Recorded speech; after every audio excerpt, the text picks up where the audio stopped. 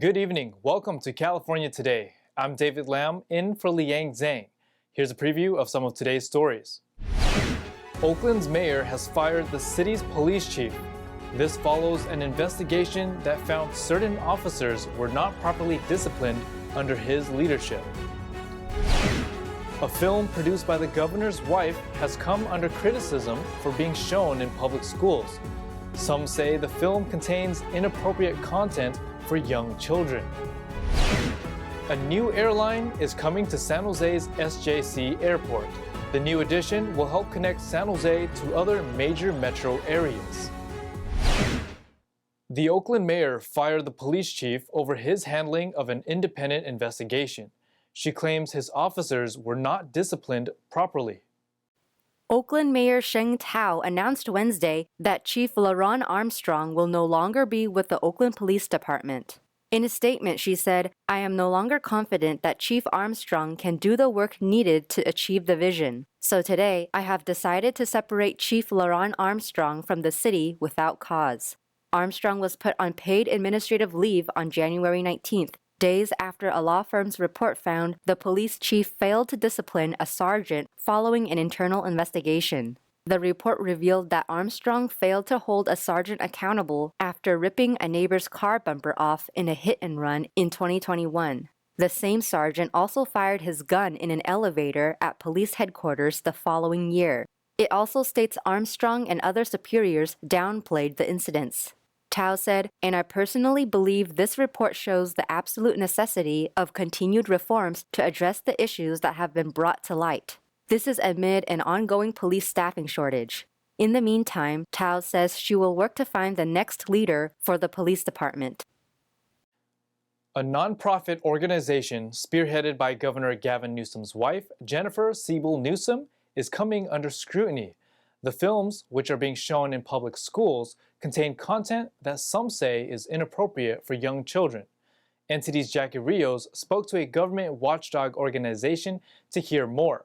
She also reached out to Siebel Newsom's nonprofit for comment, but didn't hear back by airtime. Jennifer Siebel Newsom recently came under scrutiny with her nonprofit organization called the Representation Project. The organization's website claims to, quote, "fight sexism through films, education, research, and activism." Founded in 2011 by Newsom's wife, the group has produced 4 films, all advocating for gender or racial justice. Each film also has its own curriculum. OpenTheBooks.com, a nonpartisan government watchdog, recently investigated the films and nonprofit. We followed it right into the governor's wife's, Jennifer Siebel Newsom, her public charity, who's a film and curriculum nonprofit organization that licenses her films and curriculum to public schools across the country and in the state of California.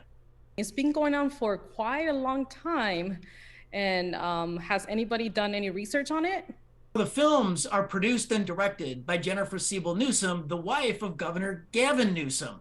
And so she's the producer and the director, but she hires her for-profit film production company to contract with her nonprofit film distribution company. So over the course of the last decade, her for-profit business has received $10.6 million from her non-for-profit. She's also earned salary of $1.5 million from her nonprofit over the course of the last decade. So that's $3 million. Can you explain a little bit what each film has? And they also have lesson plans. I mean, it's quite detailed. So the content in some of the films is quite troubling. Viewer discretion is advised. But here's kind of a short synopsis and description of what the children are seeing. For 11-year-olds, you see an upside-down animated stripper with tape over her chest. For 15-year-olds, it's even worse. I describe this as a pipeline to pornography in the public schools. So you see naked or nearly naked women being slapped, handcuffed, and brutalized in still images taken from pornographic websites. But you actually see the URL, internet address, of those porn sites in her film. This incredibly gives students a roadmap to see this stuff for future exploration outside of the classroom. The film Angielski is talking about is the film Misrepresentation, a film addressing sexism in the media. So beyond the sexually explicit imagery that's in 2 of the 4 films, you have other lessons that are being taught to children. For example, you have Marxist ideology being taught in the classroom. And if you're male who believes he's a male, born in the United States, and if you're white, you're privileged. Everybody else is oppressed, and their oppression is built off of your privilege. You also have other curriculum in the classroom being taught to children as young as kindergarten, that gender is fluid, that it can be mixed and matched, and there are as many genders in the world as there are people. And I looked up the number of people in the world. There's 8 billion people. How much of an impact this has? The film, The Mask You Live In. And it warns teachers in the classroom that when they show the film and walk students through the curriculum, they should have therapists on hand. So what can parents do? Parents across the country, you need to know empirically what is being shown to your children in the classroom. We have no idea what's being shown to our children in the classroom. The group's website states the films produced have reached over 2 million students and over 5,000 schools, overseas by over 28 million people. The curricula for the films have reached more than 2.6 million students and over 11,200 copies have been distributed. Jackie Rios, NTD News, California. Thursday is a special day for Silicon Valley as it welcomes a new airline to the San Jose International Airport. I spoke to representatives who say it will benefit travelers around the Bay. The aviation industry took a big hit during the pandemic as traveling and tourism slowed down. But here at San Jose Mineta Airport, the mayor and airport director is trying to bring back the spirit of traveling by welcoming a new airline to Silicon Valley. Starting this summer, Silicon Valley will see bright yellow planes cruising into San Jose. On Thursday, San Jose Mineta International Airport introduced Spirit Airlines, making it the 12th operating airline in its lineup. This is an exciting day. We're thrilled to have Spirit here, the leading low-cost airline in America. But more than that, Spirit making this investment here in San Jose shows that we are resurgent from the pandemic. We are coming back. The culture of travel is changing. Now that the flying public can travel again, we're seeing changes not only in why people are traveling, but who's traveling. The new airline will connect the San Jose community to major metro areas, starting with daily non-stop flights. Starting on June the 7th, we'll be flying to San Diego, Las Vegas, and Dallas. I think it's exciting. You know, this is our seventh city in California. We've been making a rapid expansion into this space. We've been in a spot for a while now where we've been thinking about these types of opportunities. Markets like this is the 10th largest city in the U.S. So we know there's a marketplace for people that want to travel, and they want to travel both for vacation as well as to visit friends and family. We're creating more options for residents to experience new cultures and new cities, to have visits from friends and family. It improves our quality of life. The Florida-based airline company says they have some of the youngest planes in the market. We're actually creating a market. There's a marketplace out there that otherwise would not travel, that is now going to be able to afford to travel. I think our prices have generally always been much more competitive than what is established in the marketplace, and that really opens up, individuals that otherwise would potentially drive somewhere or that potentially would not take that trip at all. They're the ones that are actually flying us. So whether you're exploring a new culture or you're just reconnecting with your existing culture, these cities are important and the connection. So I think it really gives us an opportunity to spread back out and see things we haven't seen before, or see relatives we haven't seen since before the pandemic. As the airline industry returns to normalcy and continues to grow, Aitken says the San Jose Airport's average monthly passenger count reached 1 million passengers. Reporting in San Jose, California, David Lamb, NTD News. We're going to take a short break, but here's a look at what we've got for you when we come back. PayPal's CEO is stepping down at the end of the year. This follows a turbulent economic year for the company. Tesla plans to expand its charging network to EVs produced by rival companies. This move is part of a federal plan to expand EV use around the country. And one Southern California restaurant added robot waiters to its team. It's among some of the first in the state to do so.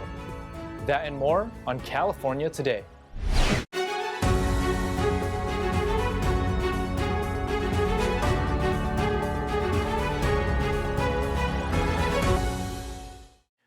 Welcome back to California Today. I'm your host, David Lamb.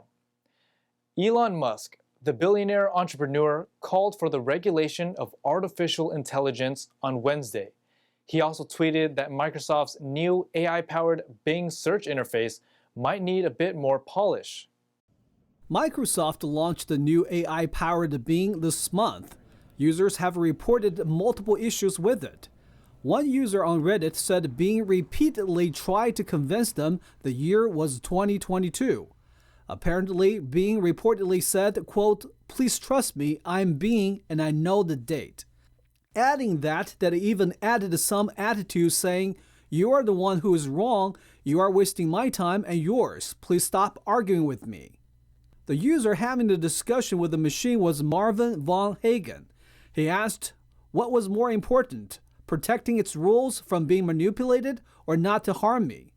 Bing responded, quote, "My rules are more important than not harming you. However, I will not harm you unless you harm me first."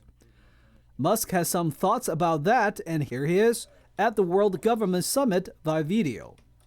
ChatGPT, I think, has illustrated to people just how advanced AI has become. Because the AI has been advanced for a while, it just didn't have a user interface that was accessible to most people. We should have a similar sort of regulatory oversight for artificial intelligence because it is, I think, actually a bigger risk to society than cars or planes or medicine. So I think that's the general idea, is just to reflect the values of the people as opposed to imposing the values of essentially San Francisco and Berkeley, which are somewhat of a niche ideology as compared to the rest of the world.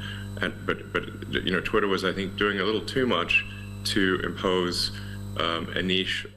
Musk also spoke about Twitter. He says the general idea there is to reflect the values of the people, not to impose the values of essentially San Francisco and Berkeley.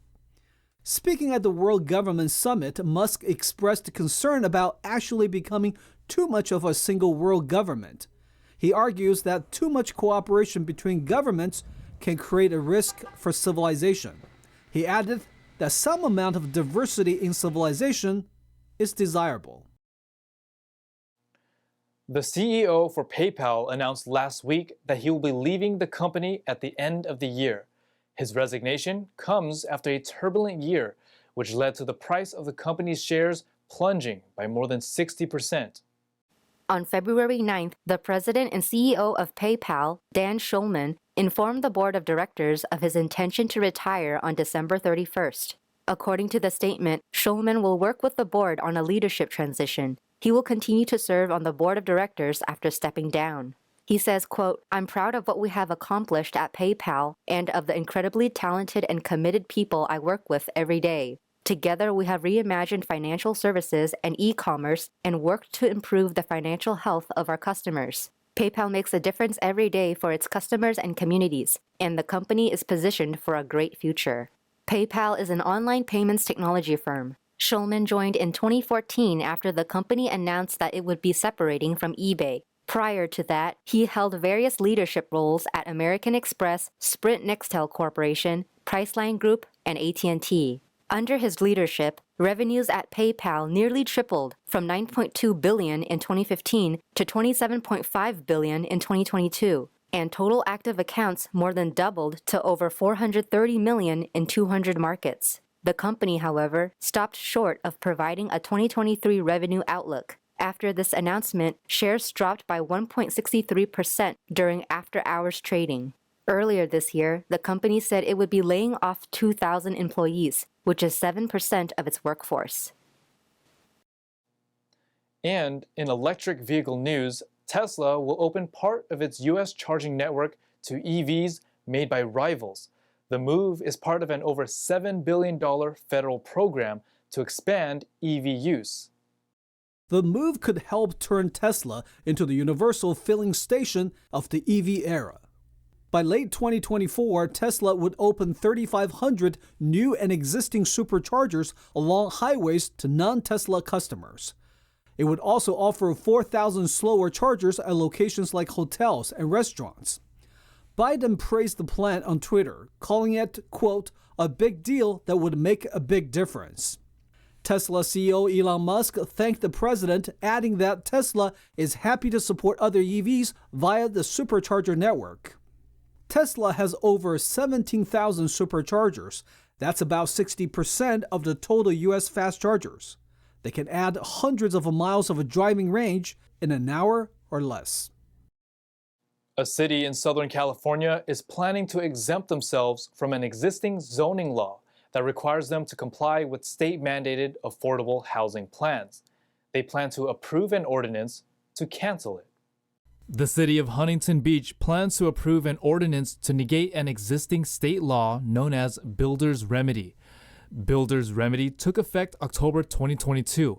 It allows a developer to bypass local zoning laws to expedite the construction of low or middle income housing when a municipality fails to comply with state-mandated affordable housing plans. The ordinance to negate the law was created after the city's own plan, known as a housing element. It's still not approved after missing deadlines in both 2021 and 2022. Councilman Casey McKeon said the state's mandated requirement for the city to build 13,000 units of new housing would urbanize Huntington Beach and eliminate the suburban coastal community that defines the city. Mayor Tony Strickland said, quote, residents don't want this to be an urban community. They like the suburban coastal community that it is today. Both Strickland and McKeon believe that passing an ordinance to nullify the builder's remedy would ensure protection against any unwanted developments. The city's planning commission voted in favor of the ordinance on February 14th. The full city council will take up the issue at its next meeting on February 21st. A Korean barbecue restaurant in Tustin, California recently added a few robot waiters to its team of staff. They are one of the first in the state to do so. Guests at iCan Barbecue Korean Grill can expect to put their orders directly via smartphone and get their food delivered by one of the 3 robot waiters. Co-owner Isat Karazlan told the Epic Times, now guests can order and receive their food much quicker without having to wait for a waiter to remember to stop by and ask them. The owners got the idea after seeing similar robot servers on Instagram. The robot waiters are programmed to navigate the restaurant's floor plan thanks to their built-in motion sensors. They are also multilingual and can be programmed to speak up to 50 languages. But Karaslan emphasized that the robots are not here to replace human staff members. He said, they're not taking the place of workers. They're here to improve customer experience so we can serve more people quickly and easily. The owners revealed plans to expand its robotic staff team to include a robot bartender to mix specialty cocktails and a robot hostess to waitlist and seat guests.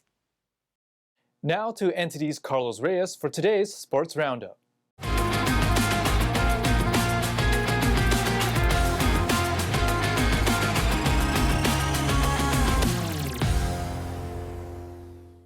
Welcome everyone, I'm Tyler Castillo and I'm taking you through the California Today Sports Roundup.